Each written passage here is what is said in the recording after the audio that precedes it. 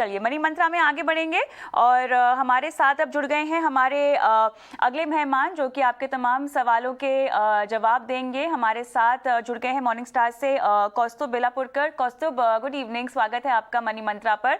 और इंतजार रहेगा हमें दर्शकों के सवालों का, लेकिन उस बीच जिस तरह से हमें बाजार की चाल फिलहाल आती हुई दिखाई दे रही है, दर्शकों ने कई सेक्टर रिलेटेड सवाल पूछे हैं, अलग अलग कंसर्न्स को लेके हमसे सवाल पूछे हैं। अहम सवाल सभी का मौजूदा स्थिति में यही है कि क्या वक्त आ गया है कि अपने पोर्टफोलियो को रिवैम्प किया जाए। जैसे चर्चा में भी अभी हमने कहा कि बाजार में पिछले 1.5 साल में हमने बस चाल एक ही तरफ जाते हुए देखी है, लेकिन अब थोड़ा सा करेक्शन हो रहा है और अच्छी क्वालिटी के स्टॉक्स भी मिल रहे हैं। ऐसे में फंड मैनेजर्स के पास भी मौका है अच्छा निवेश करने का, लेकिन फंड की एनएवी में जो उतार चढ़ाव देखकर हमारे निवेशक परेशान हैं, उन्हें क्या करना चाहिए? कौस्तुभ जी कविता जी, तो जैसे मैं वही रिपीट करना चाहूँगा जो राधिका जी ने बोला कि इक्विटी इन्वेस्टिंग जो है वो लॉन्ग टर्म का इन्वेस्टिंग थीसिस है, और हमें जो उतार चढ़ाव जो होते रहते हैं वो इक्विटी मार्केट का एक पार्ट एंड पार्सल जो हम बोलते हैं है ही। तो आप ऐसा नहीं है कि सिर्फ ऊपर ही चला जाएगा, जैसे हमने पिछले 1.5 साल में देखा है, पर उतार चढ़ाव तो होता ही रहता है। तो इसलिए मैं निवेशकों को ये बोलूँगा कि ज़्यादा माइक्रो इन्वेस्ट या माइक्रो मैनेज ना कीजिएगा। जो आपके ब्रॉडर जो इन्वेस्टिंग थीसिस थी, जो आपके गोल थे, उस पर फोकस कीजिएगा। अगर आपका पोर्टफोलियो वैल्यू काफ़ी बढ़ गया है, जैसे हमने देखा था कि इक्विटी एलोकेशन काफ़ी बढ़ गया था क्योंकि मार्केट इतना बढ़ गया है, तो आप थोड़ा रिबैलेंस कर सकते हैं, अपना एसेट एलोकेशन के करीब वापस लेके आ सकते हैं। वो ज़रूर देखिएगा, आपके एडवाइज़र से बात कीजिएगा, अगर आपके पास एडवाइज़र है उनकी सलाह लीजिए। पर ऐसा नहीं है कि आप पूरा पैसा निकाल ले इक्विटी से क्योंकि मार्केट ऊपर नीचे जा रहा है, वो बिल्कुल हम रेकमेंड नहीं करेंगे।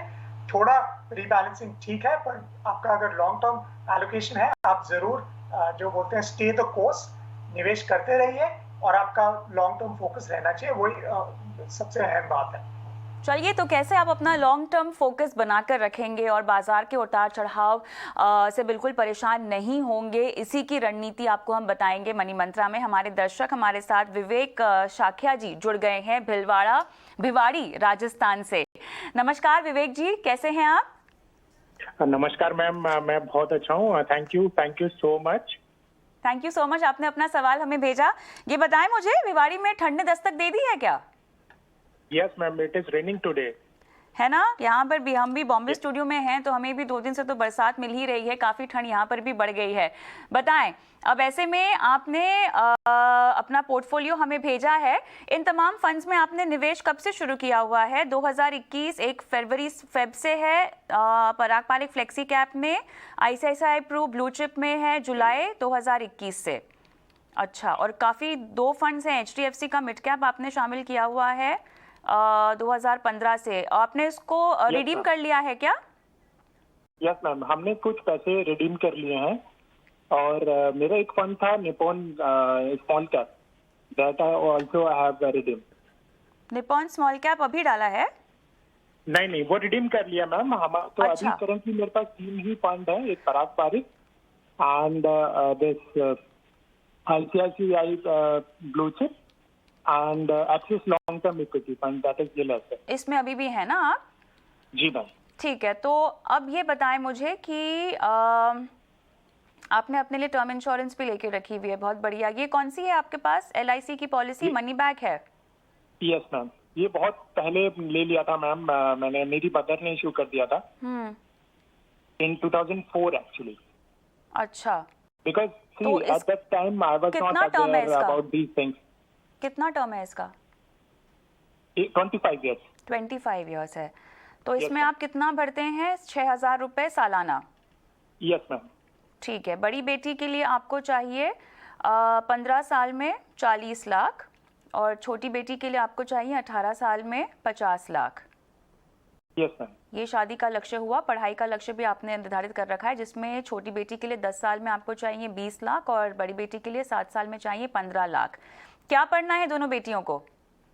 मैम अभी तो ऐसे सच कुछ डिसाइडेड नहीं है, but I am planning through the best of my understanding.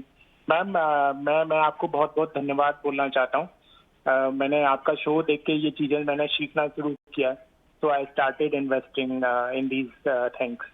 बहुत अच्छा लगता है जब आप और आप जैसे दर्शक इस तरह की बातें करते हैं। हमें लगता है कि जिस मकसद से हमने शो की शुरुआत की है वो कहीं ना कहीं पूरा होता हुआ दिखाई दे रहा है। आपकी प्लानिंग मुझे काफ़ी अच्छी लग रही है। आपने काफ़ी योजनाबद्ध तरीके से अपने पोर्टफोलियो को बनाया है, लेकिन ये कितना सही है और निवेश की और क्या क्या ज़रूरत आपको है यहाँ पर पोर्टफोलियो में, कौस्तुभ बताएं, शुरुआत कहाँ से करेंगे? जी, तो विवेक जी, आपने जो शुरुआत की है काफ़ी अच्छी की है। जैसे मैं देख रहा हूँ आपका पोर्टफोलियो जो आपने शेयर किया था, कुछ 14 लाख का वैल्यू है। आपने बोला आपने उसमें से कुछ बेच दिया है। तो मेरे कुछ ऑब्जर्वेशंस हैं आपके पोर्टफोलियो के बारे में। और पहले मैं बात करना चाहूँगा कि आपका जो ओवरऑल एलोकेशन जो है आपके पोर्टफोलियो में, अगर हम तीनों फंड्स देखें जो अभी आप होल्ड कर रहे हैं, पराग पारिक फ्लेक्सी कैप हो गया, या आईसीआईसीआई ब्लू चिप हो गया, एक्सिस लॉन्ग टर्म इक्विटी हो गया, तीनों बढ़िया फंड्स हैं, उसमें कोई बात नहीं है। पर अगर आप उनका फोकस देखें, जैसे पराग पारिक फ्लेक्सी कैप काफ़ी ज़्यादा से ज़्यादा लार्ज कैप कंपनियों में डालता है, थोड़ा मिड और स्मॉल कैप में डालता है, और अंतरराष्ट्रीय कंपनियों में भी डालता है। आईसीआईसीआई ब्लू चिप हो गया जो प्योर लार्ज कैप फंड, सबसे 100 सबसे बड़ी कंपनियों में पैसा डालता है, और एक्सिस लॉन्ग टर्म भी उनका ज़्यादा बायस रहता है लार्ज कैप कंपनियों में। तो पहली बात तो ये है, अगर आपका लॉन्ग टर्म होराइजन है और जैसे आपने बोला है कि आपके बेटियों का एजुकेशन और शादी का गोल है, तो सबसे पहले बात मैं ये कहना चाहूँगा कि आपको थोड़ा, जैसे आपने पहले स्मॉल कैप और मिड कैप में इन्वेस्ट किया था, आपको वापस उस एरिया में जाना पड़ेगा, आपको इन्वेस्ट करना पड़ेगा। बट हम अभी जो वैल्यूएशंस हैं थोड़े से महंगे हैं इस स्पेस में, इसलिए हम बोलेंगे कि अगले 6 से 12 महीने के बीच में आप थोड़ा थोड़ा करके स्टैगर कर दीजिएगा, और एसआईपी भी आप चालू कर दीजिएगा। ये स्टैगर का जो अमाउंट है वो अगर आपने जो रिडीम किया है वो वापस अगर रीडिप्लॉय कर पाएंगे तो ये पहली बात हुई। दूसरी बात और बहुत महत्वपूर्ण बात की, क्योंकि आपकी बेटियों का जो एजुकेशन गोल है वो एक आता है 7 साल के बाद और दूसरा होता है 10 साल के बाद ना। पहले 3-4 साल में तो आप इक्विटी में पैसा रख सकते हैं, क्योंकि उसमें अगर थोड़ा उतार चढ़ाव हुआ तो कोई प्रॉब्लम नहीं है। पर जैसे आप पास आते जाएं, आपके पास 2 ऑप्शन है। एक तो आपने जैसे बहुत ही अच्छी तरह से सुकन्या समृद्धि योजना में पैसा डाला है, आप वो चेक कीजिए कि आप उसमें उस बैंक उस अकाउंट से आप कितना विड्रॉ कर सकते हैं। एज पर नॉर्म्स जो हमने पढ़े थे 50% तक विड्रॉल हो सकता है for education for each child, तो वो आप यूज कर सकते हैं for part of the education. But बाकी का जो पैसा है आपके इन्वेस्टमेंट से ही आना पड़ेगा। और इसमें बहुत ही इंपॉर्टेंट आपको प्लानिंग करनी पड़ेगी कि अगर 7 साल के बाद गोल है, अगर आज पूरा पैसा इक्विटी में पड़ा है, तो धीरे धीरे आपको इक्विटी से फिक्स्ड इनकम में शिफ्ट करना पड़ेगा, क्योंकि हमें पता है कि मार्केट ऊपर जाएगा नीचे आएगा। ऐसा ना हो कि जिस दिन को आपको पैसे की जरूरत हो मार्केट नीचे आया हो और आपको जितना फंड का वैल्यू था उससे 20-30% कम मिले, क्योंकि मार्केट नीचे। तो इसलिए जो हम बोलते हैं कि आप लास्ट 2-3 ईयर्स बिफोर ईच गोल आप शिफ्ट करना चालू कीजिए। और क्योंकि आप ये कर रहे हैं, दूसरी इंपॉर्टेंट बात है कि आपको अपना इन्वेस्टमेंट अमाउंट सालाना बढ़ाना ही पड़ेगा और एग्रेसिवली बढ़ाना पड़ेगा। और आपको ये अपने प्लानिंग शीट में करना पड़ेगा कि आप कहाँ से सेविंग करके वो बढ़ा पाए। और मेरा रिकमेंडेशन रहेगा मिनिमम 15 से 20% हर साल आप एसआईपी का अमाउंट बढ़ाते रहें, फिर ही आपको अच्छा सा ऐसा कॉर्पस मिलेगा जो आप इन्वेस्टमेंट के लिए रख सकते हैं। और जब भी नीड लगे, जैसे बेटियों का एजुकेशन या शादी, उनके लिए आप आराम से फंड का है बिना कोई चिंता की। तो जो फंड है ऑलरेडी काफी अच्छे हैं, जैसे मैंने बोला मिड और स्मॉल कैप आप ले सकते हैं। जैसे कोटक इमर्जिंग इक्विटी बहुत ही बढ़िया फंड है, एसबीआई स्मॉल कैप या एचडीएफसी स्मॉल कैप, ये कुछ नाम जो काफी बढ़िया फंड है, आप इनके बारे में सोच सकते हैं, एसआईपी सेटअप कर सकते हैं। पर ये पैसा आपको यही सोचना है कि आप 8-10 साल के लिए साइड में रख रहे हैं। आप जो निवेश जो हटाएंगे वो आपके existing investments large cap fund से फिक्स्ड इनकम में स्लोली शिफ्ट करेंगे। ये मेरा ब्रॉड बेस्ड गोल है। बट आई थिंक आपको थोड़ा प्लानिंग करके समझदारी से ये सब प्लान करके, मैं बोलता हूँ एक्सेल शीट में ये सब डाल के थोड़ा कैलकुलेशन कीजिएगा, फिर आपको बेहतर अंडरस्टैंडिंग आएगा कि कैसे आपको पूरा ये जान पाएगा। बट मुझे लगता है आप राइट ट्रैक पे हैं, थोड़े से करेक्शंस करने हैं और आप काफी अच्छे से आपके गोल्स अचीव कर सकते हैं। तो रफली इनको अपना निवेश और कितना बढ़ाना होगा, अगर मैं एक अप्रोक्सीमेट फिगर आपसे चाहूँ तो? कविता जी, मैं बोलता हूँ हर साल एसआईपी का अमाउंट 15 से 20%, अगर अभी वो 15,000 कर रहे हैं, हर सालाना 15% का इंक्रीमेंट बढ़ाव करना पड़ेगा उनके एसआईपी अमाउंट। तो 15,000 महीने का है। यू नो एवरी अगर हम 20% बोले तो 3,000 rupees extra per month every year. Next year और 20% वैसे उनको बढ़ाना पड़ेगा। क्या कोई मल्टी कैप पोर्टफोलियो में डालने की गुंजाइश है, डालना चाहिए? जी बिल्कुल। तो उनके ऑलरेडी दो काफी बढ़िया जो फ्लेक्सी कैप फंड्स हैं, तो वो काफी अच्छा आइडिया है कविता जी। आप बोले कि आप शायद अगर आपको चाहिए तो आप सीधा मिड कैप और स्मॉल कैप फंड ले सकते हैं, या आप मिक्स भी कर सकते हैं। बट मेरे हिसाब से क्योंकि उनके पास ऑलरेडी काफी एलोकेशन है टुवर्ड्स लार्ज कैप्स, हमारा फोकस रहेगा purely towards mid and small cap में थोड़ा ऐड करने के लिए। क्योंकि वो पैसा उनको टच नहीं करना है नेक्स्ट 8-10 साल में।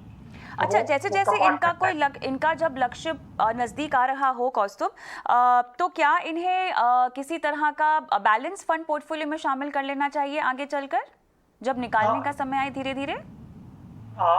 तो वो भी कर सकते हैं। बेसिकली जो ओवरऑल एलोकेशन है उनके बारे में सोचना है तो आप बैलेंस फंड से कर सकते हैं, या एक पोर्शन निकाल के सीधा फिक्स इनकम फंड में डाल सकते हैं। मेरे हिसाब से सीधा फिक्स इनकम फंड में डाल के ज्यादा अच्छा रहेगा, क्योंकि उनको भी विजिबिलिटी रहेगी कि अगर मुझे 10 लाख चाहिए अभी 2 साल में, तो ये मेरा फिक्स इनकम फंड है जो अभी कुछ 8.5-9 लाख है, और रीजनेबल सर्टेनिटी से वो 10 लाख के करीब हो जाएगा उस टाइम पीरियड में। तो ये सोच के अगर जाएंगे तो वो थोड़ा कंपार्टमेंटलाइजिंग ईजी हो जाएगा, और वो उस गोल के लिए आराम से निकाल सकते हैं। क्योंकि नहीं तो क्या हो जाता है कि अगर मार्केट ऊपर नीचे है तो बैलेंस फंड का भी पैसा वैल्यू, क्योंकि बैलेंस फंड में भी काफी इक्विटी रहता है, तो वो परेशान ना हो जाए कि मैं पैसा कहाँ से निकालूं जब मेरे को गोल के पैसे अभी कल बेटी का एजुकेशन के लिए भरना है। तो आई थिंक वो थोड़ा समझ के वो करना पड़ेगा कि फिक्स्ड इनकम ज्यादा बेहतर रहेगा, शिफ्ट करके वो ओवरऑल एलोकेशन देख के करिएगा। मैं चाहती हूँ कि विवेक एक बार अपनी लाइफ इंश्योरेंस जो आपने टर्म प्लान लिया हुआ है 50 लाख का, आगे चलकर अगर आपकी आय बढ़ेगी तो आप उसकी कवरेज भी बढ़ाने के बारे में सोचिएगा। कोई सवाल पूछना चाहते हैं विवेक? मैं यही पूछने वाला था कि मुझे लगता है कि जो टर्म इंश्योरेंस मेरे पास अभी है 50 लाख का, that I want to increase, तो उसी पे मैं गाइडेंस चाह रहा था। हाँ, तो आप उसी कंपनी से बढ़वाकर ले सकते हैं, आप चाहें तो किसी और कंपनी से भी ले सकते हैं, लेकिन अब आपके रिन्यूअल पर मेरे ख्याल से आपको अपनी कंपनी के पास ही अप्रोच करना होगा, और आपकी जो सालाना आय है उससे कम 10 या 12 गुना ज़्यादा का कवर हो। जितनी भी आपके ऊपर लाइबिलिटीज़ हैं, अगर आपके ऊपर कोई कर्ज है या अपने भविष्य में जैसे कि अपने बच्चों की पढ़ाई के लिए प्लानिंग के लिए निवेश की शुरुआत की है, इसका भी खर्च आप कवर कर सकते हैं टर्म कवर को, क्योंकि हम एक रिस्क प्रोटेक्शन कवर कहते हैं, और इसीलिए कहते हैं क्योंकि उसमें लाइबिलिटीज आपको कवर करनी चाहिए, और उसके मुताबिक आप एक अपने लिए होलसम कवर 75 या 1 करोड़ तक का ले सकते हैं। कोई सवाल और? Yes ma'am, thank you alright, thank you so much. Ma'am एक और बात मैं बोलना चाहता हूँ जी। मैं ये पहले सोचता था कि पता नहीं मेरा सवाल आप लोग ले पाएंगे नहीं ले पाएंगे, but I am feeling very lucky today. Thank you so much. Thank you so much Vivek अपना सवाल हमें भेजने के लिए। इसी नोट पर मनी मंत्रा में हम रुकेंगे छोटे से ब्रेक के लिए, और ब्रेक के बाद हमारे साथ जुड़ेंगे क्रेडेंस वेल्थ एडवाइजर्स के CEO कीर्तन शाह। बने रहें।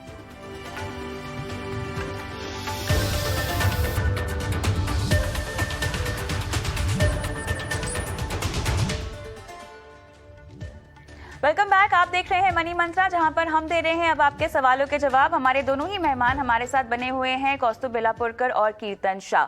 शुरुआत करेंगे सवालों के साथ, और अरुण खन्ना हमारे दर्शक हमारे साथ फोन लाइन पर हैं। अरुण जी नमस्कार, कैसे हैं सर? नमस्कार, good evening, very fine.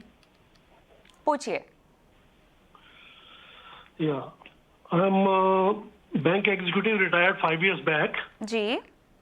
So some part I have in fixed deposits, and approximately 8 lakhs I am having in mutual funds.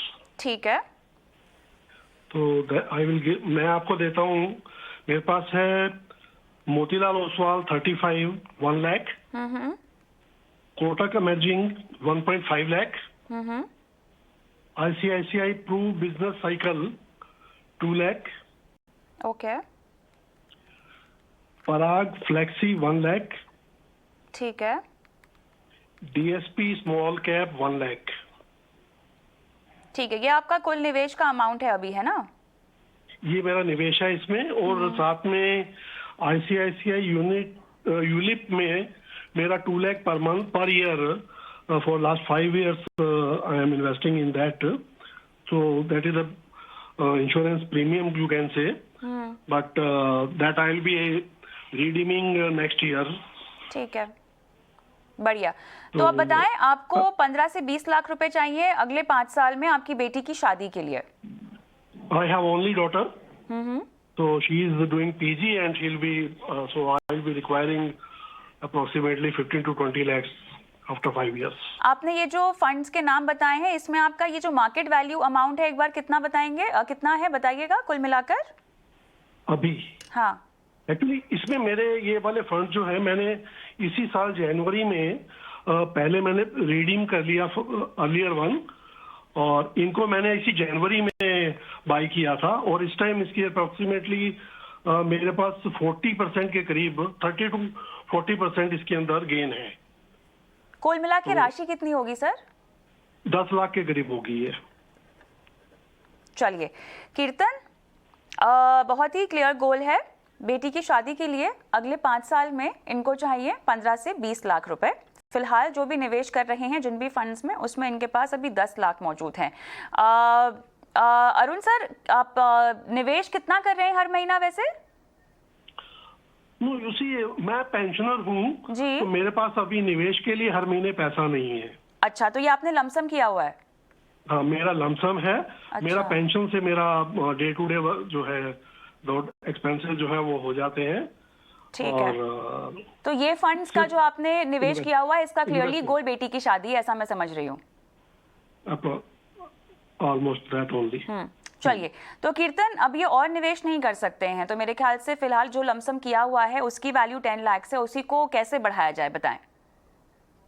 Arun ji, सबसे पहले तो मैं आपके क्वेश्चन को 3 हिस्सों में डिवाइड कर लूंगा.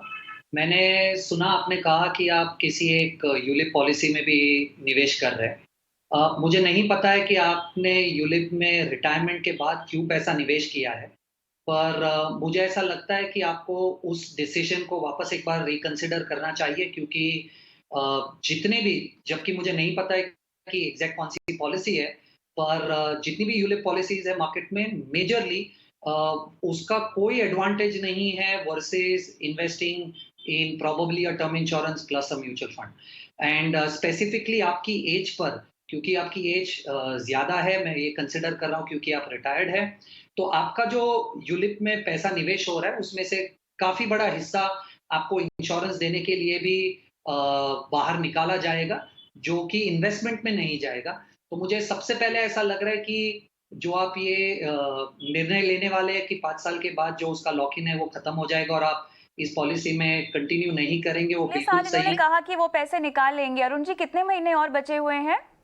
ये जुलाई 22 में आ जाएगा पैसा. ये कितना आएगा आपके हाथ में?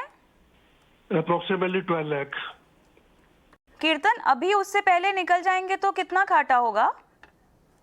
नहीं, एक्चुअली वो 5 साल तक उन्हें इन्वेस्टेड रहना पड़ेगा. That is how policy. तो उनको 5 साल तक इन्वेस्टेड रहना पड़ेगा, और मुझे लग रहा है कि 5 साल बहुत नजदीक है, तो अभी उन्हें कुछ ज्यादा एक्सपेरिमेंट करने की जरूरत नहीं है.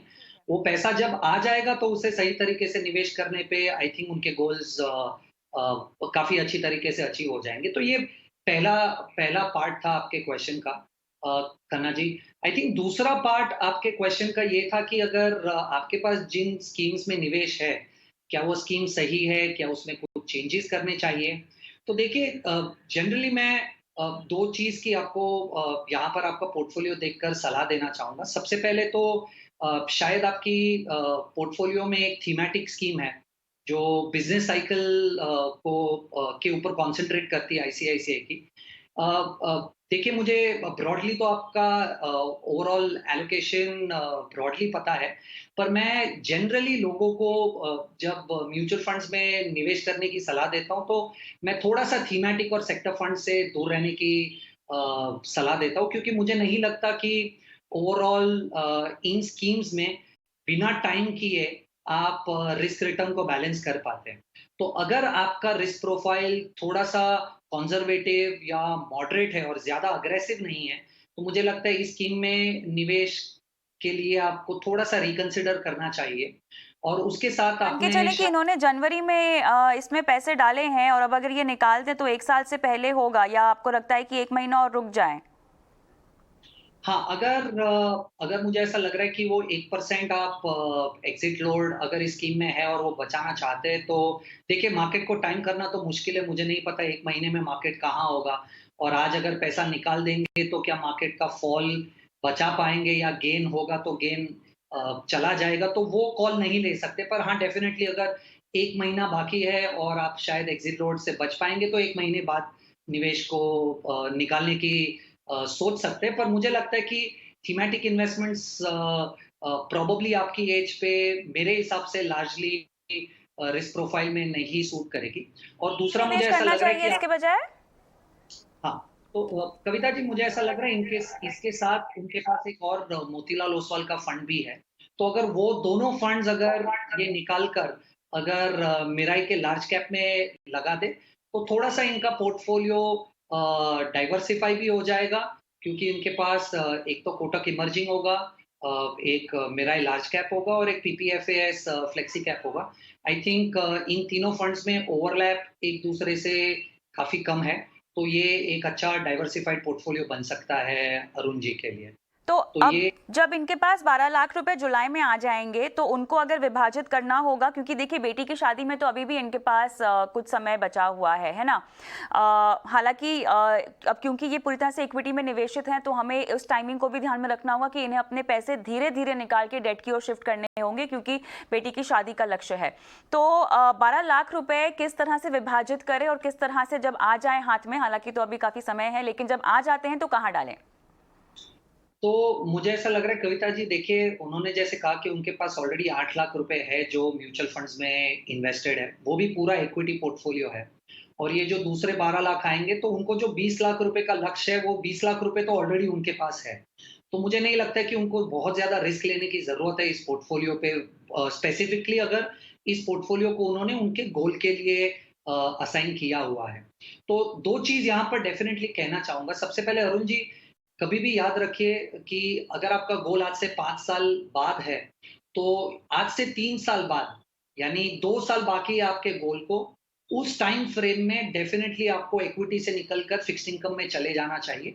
क्योंकि जितना आपका गोल नजदीक आएगा, उसमें मार्केट में वॉलेटिलिटी होने की वजह से आपको पता नहीं चलेगा कि आपके गोल पे आपको जितना पैसा चाहिए, क्या उतना पैसा आप निकाल पाओगे कि नहीं।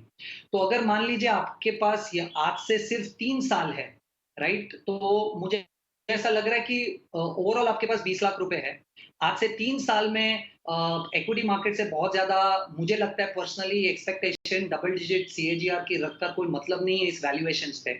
तो आप अपना जो 8 लाख का पोर्टफोलियो है, उसे शायद 2 लाख और बढ़ाकर 10 लाख अगर आप जो फंड्स में हमने बात की उसमें आप एलोकेट कर दे, राइट? और बाकी का बचा हुआ 10 लाख रुपए अगर आप कॉम्बिनेशन कर ले डेट म्यूचुअल फंड्स का, और जो आप बैंक फिक्स डिपॉजिट की बात कर रहे थे उसकी जगह पे अगर पोस्ट ऑफिस में 5 साल की टाइम डिपॉजिट कर ले, तो वो कॉम्बिनेशन आपको फिक्स्ड इनकम में आपका पैसा थोड़ा सा कंजर्वेटिव तरीके से कैपिटल प्रोटेक्ट भी करेगा। मार्केट में जितना बैंक फिक्स डिपॉजिट में निवेश करने पे मिल रहा है उससे ज्यादा रिटर्न भी मिलेगा, और ओवरऑल आपका पोर्टफोलियो डाइवर्सिफाई भी हो जाएगा और बैलेंस भी हो जाएगा आपकी एज प्रोफाइल को ध्यान में रखकर। मेरे ख्याल से 6-7 महीने के बाद एक बार फिर से अरुण जी को अपने पोर्टफोलियो को रिव्यू करवाना चाहिए, या तो फिर वो किसी प्रोफेशनल फाइनेंशियल प्लानर के पास भी जा सकते हैं। अरुण जी, फिलहाल जो आपको समझाइश दी गई है, क्या आपको समझ में आई है? That I got it. Okay, alright sir, thank you so much. अपना सवाल बैंक डिपॉजिट में 1.5% एक्स्ट्रा मिलता है, 1% as a staff and 0.5% as a senior citizen. So I think no need to go to post office. बिल्कुल सही है sir, अगर आपको उसमें कंफर्टेबल लग रहा है तो आप उसी ओर जा सकते हैं, लेकिन वो आपको अभी तुरंत नहीं करना है। अभी जो फिलहाल इक्विटी में आपको बदलाव बताए गए हैं फंड्स के लिए लिहाज से, वो आप कर लीजिए। आगे बढ़ते हैं, अगला सवाल हम लेंगे अमित गौतम का, जो फोन लाइन पर हमारे साथ हैं। अमित, गुड इवनिंग, कैसे हैं? Good evening ma'am, I am fine, how are you? मैं बिल्कुल ठीक हूँ, थैंक यू सो मच। कहाँ से बोल रहे हैं? मैं देहरादून से बोल रहा हूँ मैम। बढ़िया, बताएं क्या सवाल है?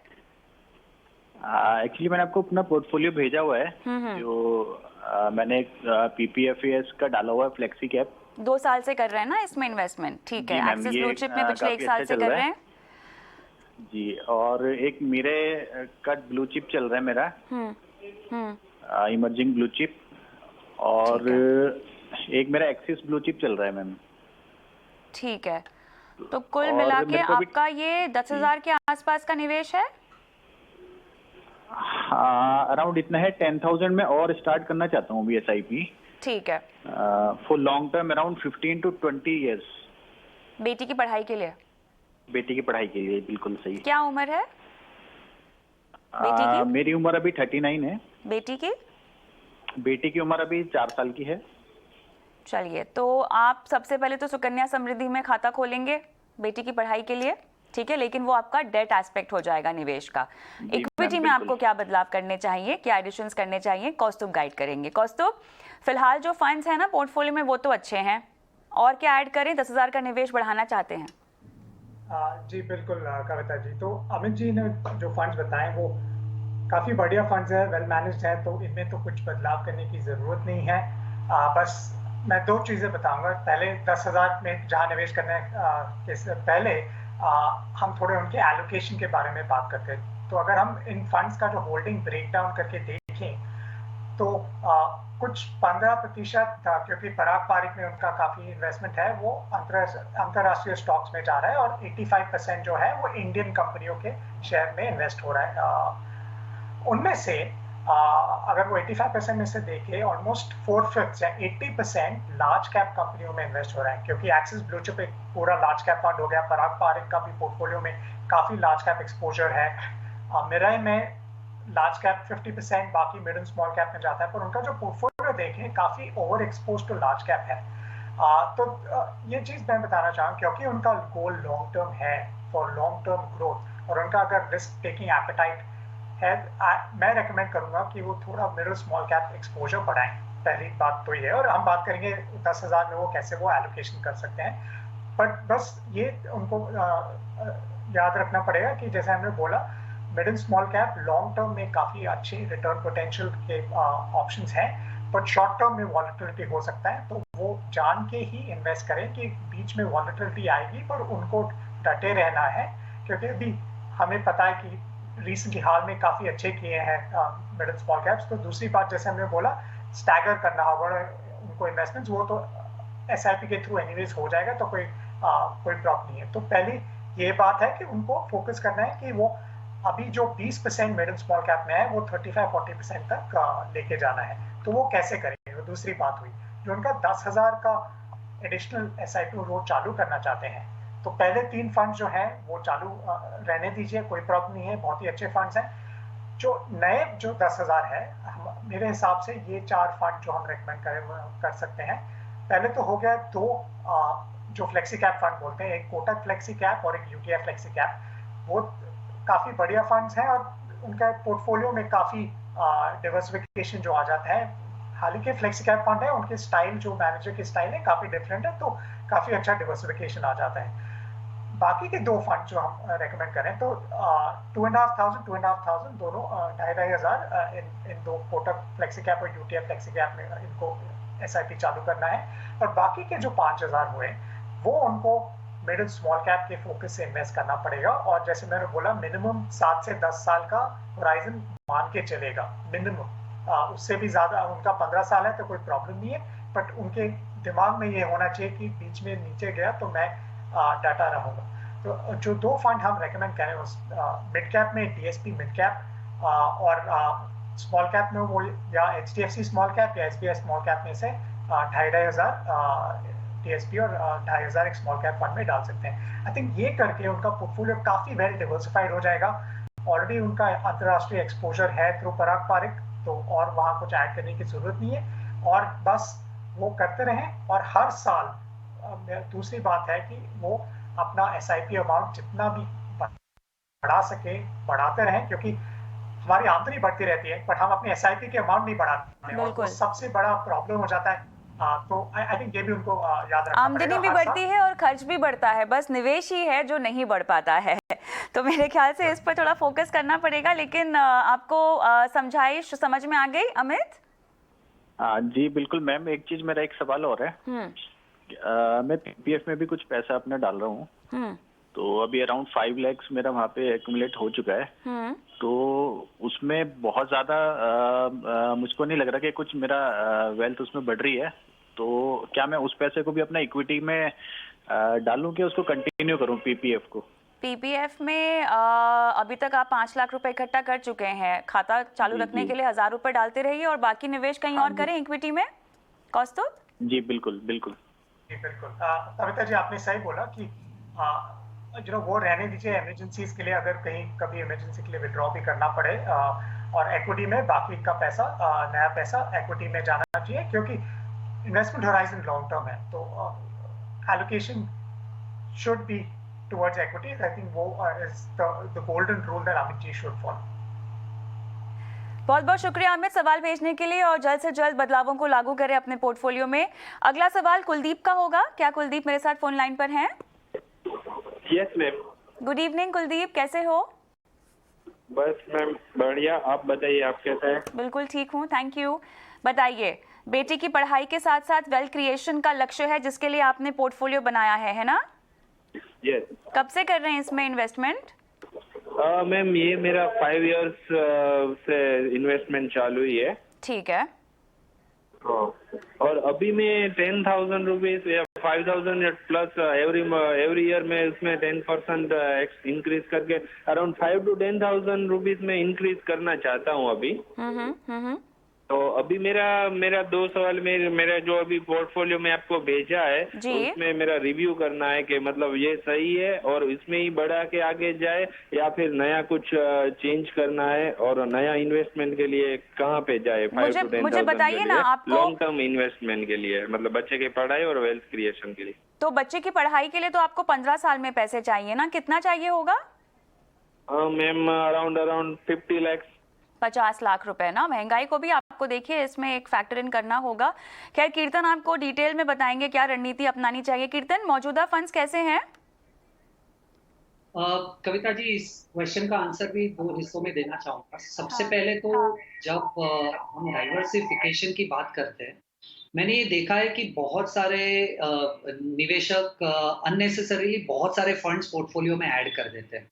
मुझे नहीं लगता है कि पोर्टफोलियो में 4 या 5 फंड से ज्यादा फंड्स की जरूरत है, वेरी ऑनेस्टली। और आप जब भी डाइवर्सिफाई करने की कोशिश करते हैं, तो मुझे ऐसा लगता है 4 एस्पेक्ट्स को ध्यान रखने की बहुत जरूरत है जब आप एक पोर्टफोलियो बनाने की कोशिश करते हो। तो जब आप डाइवर्सिफाई करने की कोशिश करते हो, आप जब पोर्टफोलियो बनाने की कोशिश करते हो, तो सबसे पहले देखिए कि क्या आप ज्योग्राफिकली इस पैसे को डाइवर्सिफाई कर रहे हो या नहीं, पहला। दूसरा, आप देखिए कि क्या आप अलग अलग मार्केट कैप में पैसा लगा रहे हो कि नहीं। थोड़ा सा लार्ज, थोड़ा सा मिड, थोड़ा सा स्मॉल। क्वांटम चेंज हो सकता है आपके रिस्क एपेटाइट और होराइजन को टाइम में रखकर, पर क्या आप तीनों मार्केट कैप में पैसा लगा चुके हो या नहीं। तीसरी चीज, फंड मैनेजर की स्टाइल बहुत इंपॉर्टेंट है। कुछ फंड मैनेजर्स है जो वैल्यू इन्वेस्टिंग करते हैं, कुछ फंड मैनेजर्स है जो ग्रोथ इन्वेस्टिंग करते हैं। इसे भी ध्यान में रखना बहुत जरूरी है। और चौथी मेरे हिसाब से चीज ध्यान में रखनी जरूरी है कि आप जब पोर्टफोलियो बना रहे हो, उस पोर्टफोलियो में कौन सा ऐसा पोर्टफोलियो जो लो वॉलेटाइल इन्वेस्टिंग करता है और कौन सा पोर्टफोलियो जो मोमेंटम इन्वेस्टिंग करता है। तो मुझे ऐसा लग रहा है कि अगर ये 4 चीजों को अगर आप ध्यान में रखें, तब जाकर आपका पोर्टफोलियो 4 या 5 फंड्स में मिलाकर एक प्रॉपर डाइवर्सिफाइड पोर्टफोलियो बनेगा। उस चीज को या इन चारों चीज को ध्यान में रखकर मुझे ऐसा लगता है कुलदीप जी, आपको एक तो एक्सिस मिड कैप वाला जो आपका फंड है उसे कंटिन्यू करना चाहिए। डीएसपी स्मॉल कैप आपको कंटिन्यू करना चाहिए। आपको, मुझे ऐसा लग रहा है कि मेरा लार्ज कैप ऐड करना चाहिए, क्योंकि आप शायद थोड़ा सा लार्ज कैप एलोकेशन आपके पोर्टफोलियो में थोड़ा सा मिसिंग है। तो जब आप ये 3 फंड्स को ऐड करेंगे, तो मुझे ऐसा लग रहा है कि मार्केट कैप में आपका डाइवर्सिफिकेशन सही हो जाएगा। आपको एक पीपीएफएस फ्लेक्सी कैप भी ऐड करना चाहिए, जिससे मुझे ऐसा लग रहा है कि एक वैल्यू स्टाइल ऑफ इन्वेस्टिंग भी ऐड हो जाएगी और एक ज्योग्राफिकल डाइवर्सिफिकेशन भी ऐड हो जाएगा, क्योंकि पीपीएफएस इंटरनेशनली भी इन्वेस्ट करता है। और आपको मुझे ऐसा लग रहा है कि ICICI Pru value discovery fund जो आपका है उसे कंटिन्यू करना चाहिए। अब इससे होगा ये कि आप जब axis mid cap, DSP small cap और मेरा लार्ज कैप में इन्वेस्ट करेंगे, तो ज्योग्राफिकल डाइवर्सिफिकेशन, जो मार्केट कैप डाइवर्सिफिकेशन चाहिए वो आ जाएगा। जब आप आईसीआईसीआई वैल्यू डिस्कवरी और पीपीएफएस लेंगे, तो मुझे ऐसा लग रहा है जो एक वैल्यू स्ट्रैटेजी चाहिए आपके पोर्टफोलियो में, वो आ जाएगा। क्योंकि लार्जली अगर आप एक्सिस और मिराई की स्ट्रैटेजी देखें तो वो लोग ग्रोथ इन्वेस्टिंग करते हैं, तो उसको बैलेंस करने के लिए आईसीआईसीआई और पीपीएफएस के फंड्स उसे बैलेंस कर लेंगे। तो ये 5 चीजों का पोर्टफोलियो मुझे ऐसा लग रहा है एक परफेक्ट डाइवर्सिफिकेशन स्ट्रैटेजी आपके पोर्टफोलियो के लिए बन सकता है। पर क्योंकि आपके पास थोड़ा सा लंबा समय है, 15 साल आज से, तो आपकी एलोकेशन एक्सिस मिड कैप और डीएसपी स्मॉल कैप में थोड़ा सा ज्यादा रख सकते हैं वर्सेस आईसीआईसीआई, मिराई और पीपीएफएस। इससे होगा ये कि आप शायद थोड़ा सा ज्यादा रिटर्न या सीएजीआर या अल्फा जनरेट कर पाएंगे आपके पोर्टफोलियो पे। चलिए कुलदीप, उम्मीद करते हैं कि आपको समझ में आ गया हो, और फंड के नाम अगर आपसे मिस हो गए हैं तो मैं चाहती हूं कि आप YouTube पर ये शो एक बार वापस से देख लें प्लेलिस्ट में जाके, तो आपको फंड के नाम भी मिल जाएंगे। कोई सवाल पूछना चाहते हैं आप क्या? हाँ मैम, मेरा वही पूछना है कि अभी जो मेरा एबीएसएल का फ्रंट लाइन इक्विटी है और फ्रैंकलिन इंडिया का स्मॉलर है, उसका मैं क्या करना? उसमें ऑलरेडी मेरा 5,000 का एसआईपी चल रहा है, तो उसको क्या स्टॉप करना है और आगे बढ़ना है या फिर? बिल्कुल, मेरे पास केवल 30 सेकंड का समय है कीर्तन। उसका आंसर है हाँ। मुझे ऐसा लग रहा है मैंने जो 5 स्कीम्स कही है उसी में निवेश कीजिए, बाकी स्कीम्स में आप एसआईपी स्टॉप कर लीजिए।